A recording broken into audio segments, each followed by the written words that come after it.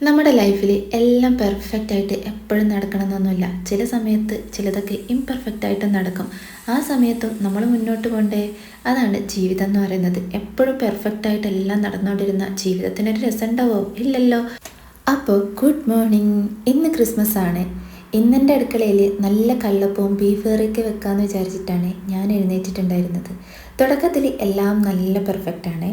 ഇത് ഷോപ്പിൽ നിന്ന് വാങ്ങിയ മാവാണ്. അതുകൊണ്ട് തന്നെ നല്ല പൊങ്ങി വന്ന കള്ളപ്പവും വെള്ളാപ്പവും ബീഫ് കറിയൊക്കെയാണ് എൻ്റെ മനസ്സിലുള്ളത്. സാധാരണ ഞാനിവിടെ വെള്ളാപ്പം മാത്രമേ ഉണ്ടാക്കാറുള്ളൂ. കള്ളപ്പം ഞാനിവിടെ ആദ്യമായിട്ടാണ് ട്രൈ ചെയ്യുന്നത്. ഉണ്ടാക്കാത്തതിന് കാരണം എന്ന് വെച്ചാൽ ഇതുണ്ടാക്കാനുള്ള പ്ലേറ്റ് ഇവിടെ ഉണ്ടായിരുന്നില്ല. അപ്പോൾ ഇന്നലെയാണ് എൻ്റെ തലയിൽ ഈ ബുദ്ധി ഉദിച്ചത്. ബേക്കിംഗ് പേപ്പർ ഇതുപോലെ വെച്ചിട്ട് അതിലൊഴിച്ചിട്ട് ഉണ്ടാക്കിയാൽ മതിയല്ലോ എന്ന്. അങ്ങനെ ഞാൻ നൈസായിട്ട് അതൊക്കെ അതിൽ വെച്ചിട്ടുണ്ട്. പിന്നെ ഞാൻ വെള്ളാപ്പവും കൂടി ഉണ്ടാക്കാൻ പോകുന്നുണ്ട്. ഇത് രണ്ടും അവിടെ വെച്ചിട്ട് ഞാൻ എൻ്റെ ബീഫിലേക്കുള്ള പരിപാടിയിലേക്ക് പോവുകയാണ്. ബീഫ് ഞാൻ 1/4 കിലോ ആണ് എടുത്തിട്ടുണ്ടായിരുന്നത്. 1/4 കിലോ ബീഫിലേക്ക് ഞാൻ മല്ലിപ്പൊടി, മുളക് പൊടി, മഞ്ഞൾ പൊടി, ഉപ്പ്, ഗരം മസാല, പിന്നെ പച്ചമുളക്, ഇഞ്ചി, വെളുത്തുള്ളി ഇതും കൂടി ഇട്ടിട്ട് 3 വിസിലെടുക്കുന്നുണ്ട്. 3 വിസിലോടുകൂടി ഈ ബീഫ് വെന്തിട്ടുണ്ടായിരുന്നേ. പിന്നെ കുറച്ച് കുരുമുളക് പൊടിയും കൂടി ഇട്ടിട്ടുണ്ടായിരുന്നേ.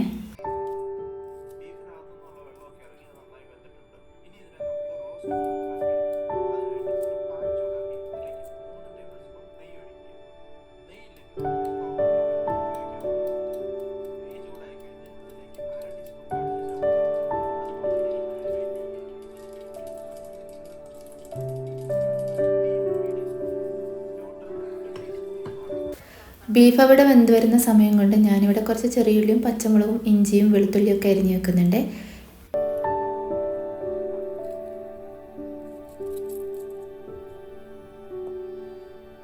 അപ്പോൾ നമ്മുടെ കള്ളപ്പം വെള്ളപ്പം ഒക്കെ റെഡി ആയിട്ടുണ്ട്. പക്ഷേ ഇതാ ഈ അവസ്ഥയിലാണ് അതുണ്ടായിട്ടുണ്ടായത്.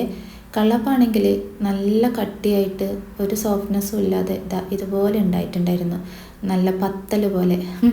അപ്പോൾ ഞാൻ പെട്ടെന്ന് നോക്കി ഈ കവറിൻ്റെ മുകളിൽ എന്തെങ്കിലുമൊക്കെ ഉണ്ടോയെന്ന്. അപ്പോൾ അതിൽ കാണിച്ചിട്ടുണ്ടായിരുന്നു ഒരു 3-4 മണിക്കൂറെങ്കിലും ഫെർമെൻറ്റേഷൻ വെക്കണം, പിന്നെ തണുപ്പൊക്കെ നന്നായിട്ട് മാറിയിട്ട് ഉപയോഗിക്കണം എന്നൊക്കെ. അത് ശ്രദ്ധിച്ചിട്ടുണ്ടായിരുന്നില്ല. ഞാൻ സാധാരണ ഷോപ്പിൽ നിന്ന് മേടിച്ചാൽ അതുപോലെ തന്നെ ആവാറുണ്ടായിരുന്നു. ഇത് വേറൊരു ബ്രാൻഡാണ്. ഇതിൻ്റെ മേലെ ഇങ്ങനെ എഴുതിയിട്ടുണ്ടായിരുന്നത്. അപ്പോൾ നേരെ ചപ്പാത്തിയിലേക്ക് വിട്ടു. നമ്മൾ പ്ലാൻ ബി അതെന്തായാലും വേണമല്ലോ. അപ്പോൾ ചപ്പാത്തി ഉണ്ടാക്കി. അപ്പം എന്തായാലും ഫ്ലോപ്പായ സ്ഥിതിക്ക് ബീഫ് കറിയെങ്കിലും മര്യാദയ്ക്ക് ഉണ്ടാക്കണമല്ലോ. അപ്പം എന്തായാലും ബീഫ് കറിക്കുള്ള പരിപാടി അവിടുത്തെ വൃത്തിയായി നടക്കുന്നുണ്ട്. അപ്പവും ബീഫ് കറിയും കാത്തിരിക്കുന്ന 2 ആൾക്കാർ അപ്പുറത്തുണ്ട്. അവരുടെ മുന്നിലേക്ക് ഇനി ഞാൻ കൊണ്ടുപോകുന്നത് ചപ്പാത്തിയും ബീഫ് കറിയും. എല്ലാം കൂടെ സമയം കുറച്ചധികം അങ്ങോട്ട് പോയിട്ടുണ്ടായിരുന്നേ. പിന്നീട് നടന്നതെല്ലാം ഭയങ്കര ഫാസ്റ്റായിരുന്നു. പെട്ടെന്ന് ചപ്പാത്തി മാവൊക്കെ കുഴച്ച് ചപ്പാത്തിയൊക്കെ പരത്തിയെടുത്ത് ചപ്പാത്തിയൊക്കെ ചുടാനുള്ള പരിപാടിയിലാണ്.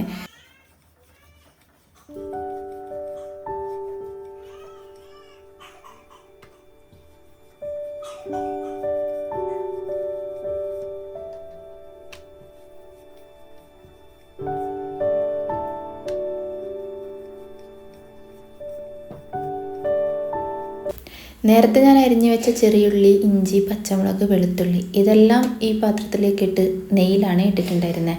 ഇതിലേക്കിട്ടിട്ട് അതൊന്ന് വഴറ്റിയിട്ട് അതിലേക്ക് ഞാൻ വീണ്ടും മഞ്ഞൾപ്പൊടി, മുളക് പൊടി, മല്ലിപ്പൊടി, കുറച്ച് ഗരം മസാല ഇതിട്ടിട്ട് നമ്മൾ നേരത്തെ വേവിച്ച് വെച്ച ബീഫും കൂടി അതിലേക്കിട്ട് ഒന്ന് നന്നായിട്ട് തിളപ്പിച്ചെടുക്കുകയാണ്. എന്നിട്ട് ലാസ്റ്റ് അതിലേക്ക് ഒരല്പം തേങ്ങാപ്പാലും കൂടി ഒഴിച്ച് കഴിഞ്ഞാൽ എൻ്റെ ബീഫ് കറി ഇവിടെ റെഡിയായി. അപ്പം ഫ്ലോപ്പായെന്ന് വെച്ചിട്ട് ബീഫ് കറി ഫ്ലോപ്പായിട്ടുണ്ടായിരുന്നില്ലേ, അത് നല്ല സൂപ്പർ ടേസ്റ്റ് ഉണ്ടായിരുന്നു. അങ്ങനെ ചപ്പാത്തിയും കൂടെ വേഗം ചുട്ടെടുത്ത് അവിടെ ഇരിക്കുന്ന ആൾക്കാർക്ക് ഞാൻ ചപ്പാത്തിയും ബീഫ് കറിയൊക്കെ കൊണ്ടുപോയി കൊടുത്തേ.